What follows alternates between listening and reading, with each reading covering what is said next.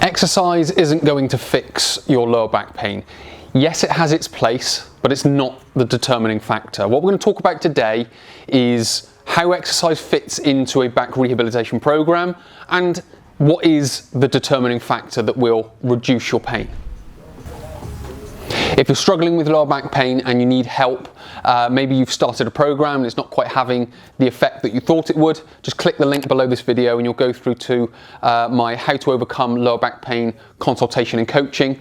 Enter your details, fill out the questionnaires, that's completely free. What we'll then do is we'll get you booked in for your consultation and we'll get all that set up, we'll get it delivered and we'll get you a program that's going to be suitable for you, tailored to your needs and help you overcome lower back pain. Part one is the role of exercise. So what is it doing within a lower back pain program? Now, exercise is there to build resilience. It's there to build strength, endurance, and give you stability through the hips, through the spine, and possibly the shoulders as well to protect what the back needs. But essentially what we're looking at is coping with the rigors of everyday life. So we're building that resilience to cope with the rigors of everyday life. We're not talking about reducing the pain. The other role it can have is just activating the muscles. So if there is some degree of instability there because there's some laxity around the spine, then the exercise will just activate the muscles so it holds the spine a little bit more firmly, let's say. So what we haven't really talked about is the reduction of pain. So exercise, or the role of exercise, is more after the pain has started to reduce. Doesn't mean it has to be eliminated, but as we're starting to reduce the pain, we can then start to plug in different bits of exercise. So what we're now going to do is talk about what reduces the pain. In part two, we're going to look at one trigger, and in part three, we're going to look at another trigger.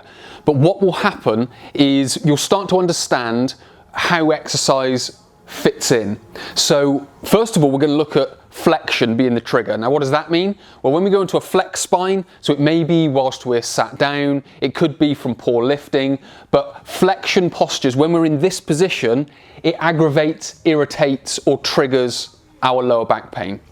So when it comes to a lower back pain program, if we can establish that flexion is the trigger, then essentially we need to eliminate it. That will obviously remove the trigger. We need to manage it if we can't get out of the posture, so we may just need to manage or adapt it. So what we're trying to do is either minimize how much the trigger's happening, i.e. the flexion posture, and adapt any postures that may trigger it or may send you into it. So ways of doing that, number one is maintaining the posture of the spine. So what you may need to do is go through a little bit of sort of pelvic tilting exercises to find your kind of sweet spot, because you may find that if you're in that position, it creates pain. But if you bring it up into more the neutral posture, it may relieve the pain, or the pain may go away. So you may just have to go around and just try and find that sweet spot about where the best posture is. So once you've got that, so you understand the posture, this is the posture then to maintain. So when we're lifting, we want to maintain that posture.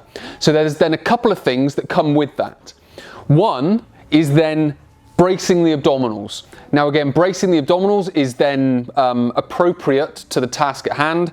So if I've got a weight in front of me, which I haven't got at the moment, but it's a big heavy weight, then what I've got to do is I've got to brace hard because I'm going to be lifting that in a strong fashion, if you will. So I need the muscle tension to be able to help me lift it.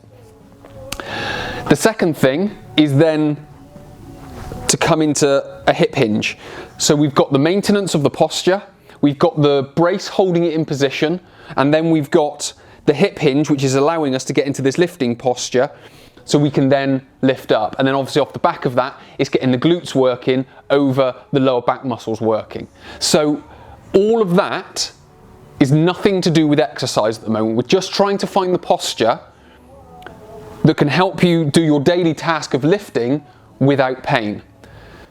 Now, exercise later on may be useful to build some resilience and build some strength and endurance and stability in there to help with that lifting. But right now, we've just got to find, so you can go about your day in a reduced pain, we've just got to find the tasks and the postures that can help you do that. And then as we start reducing the pain, as it starts to wind itself back, we can then start to build in the exercises. Then if we take this lifting, if we then come into this position with the posture, we've got all that right, but we just can't get any further, we may then need a couple of stretches, which might be, you know, a bit of a adductor stretch on the inside, or maybe a psoas stretch, just to try and gain a little bit of extra hip range of movement. Maybe we would go into like a pigeon pose or a modified pigeon pose on a raised surface to stretch out the hips, but that would depend on if there's sciatica involved or not. So all of this that we've talked about is just to get you in a place where you can do that daily task. So if sitting triggers it, so if we're sat down again and that's triggering it, maybe we need to think about the sitting posture. Can you get into a more upright posture? Can you change the foot position? So on and so forth. So there's all these different things that we need to go through to reduce the pain and wind it back. Once we can do that, then we can start bringing in the exercises to then start building the resilience around it so you can then cope with those rigors of everyday life, and you've got then more margin for error. Part 3 and trigger number 2 is if pain gets worse throughout the day. So if you start off in the morning and it's, you know, relatively okay, and then as the day goes on and into the afternoon, it really starts to sort of come on as the day goes on. So what we're talking about here is effectively a fatigue element. So what we need to be able to do is break up that task. So I use the example of going on a marathon. So going on a marathon run, for example. So it's 26 miles and we've got to run for the full 26 miles. Obviously, mile 1, you feel fresh. That's when you get up in the morning. Then when you get to sort of, I don't know, mid-morning, midday, you could start to feel the fatigue, sort of mile 13, starting to come in, feel the fatigue. But then by the end of the 26 miles, which might be, let's just say 4 or 5 o'clock in the afternoon, you're fully fatigued, you're knackered, everything's aching. That's when, from that sort of midday up to then, that's when the pain's coming on. Now, one way of breaking that up, or one way of managing that, is breaking up the task. So it could just be as simple as you just run the first 3 or 4 miles. So you get up, you do your normal thing during the day, but then what you do is you just take a rest in the middle of the morning. So again, if we take the marathon example, we might then just walk a couple of miles. So we're resting, we're rejuvenating, and then we run the next part of it. So we're just breaking up the task, so we're keeping and reserving some endurance in the muscles for later in the day. And if we start breaking up the task through the day, and there's different things that we can do to break up the task, which we'll talk about in a second. So if we break up the task, when we get to sort of 5 o'clock in the afternoon, because we've had some rest breaks in between, we may feel a bit fresher. We may not feel the fatigue. We may not feel the pain that we're experiencing. So if pain gets worse throughout the day, it's very simple. We can just break up the task. The other thing is, what can we do during those rest breaks? Well, what we might find that if you're sat down all day, it may help to get up and walk around. It may just be walking around the office. It may just be walking around the garden. It may just be walking up the street and back. It could be one of many things. But when we're walking, again, we need to be upright, we need to get the arms swinging, and we need a good stride. So we need to be walking in a sensible fashion. We're just not ambling along, because that can make the pain a little bit worse. If you're on your feet all the time and you're moving around, you're lifting things, you're carrying things, you know, whatever it might be, again, it might then be to do the reverse. So it might just be, right, I need to sit down, I need to take a rest. It may be 5 minutes, it may be 10 minutes, but it needs to be pain-free. So you've got all these different ways of breaking the task up. So what you're then able to do is be at the end of the day when it's not so fatigued.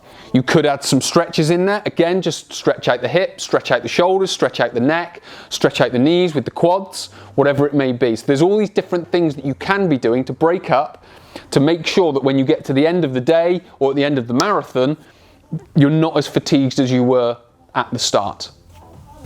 So to summarize what we've talked about, exercise won't fix your lower back pain. It certainly has its place, but what needs to come first is understanding what the triggers are and then starting to remove them, adapt them, modify them.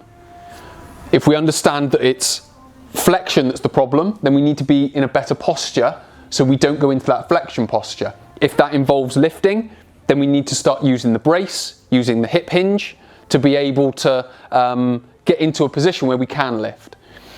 If it means creating a bit of range of movement around the hips because we can't get down as far anymore, then we need to do that instead of getting down this far and then going from the back. If the trigger is, as the day goes on and it's fatigue, then we need to break up that task. We need to break up what we're doing. If we're sat down all day, maybe we need to become a little bit more mobile. But if we're very mobile during the day, maybe we just need to take a little bit of time out and rest. Again, we could add some stretches in, but as the pain starts to reduce, what we could then start to do is add some exercises in there. We can then start building workouts then around that. So it's understanding those. There are more triggers that we could talk about, but that's just an example of two, and an example of the type of thing that we need to build in place when we come on the online consultation, when we get you coaching to be able to sort of build that tailored rehab program so you can overcome your lower back pain.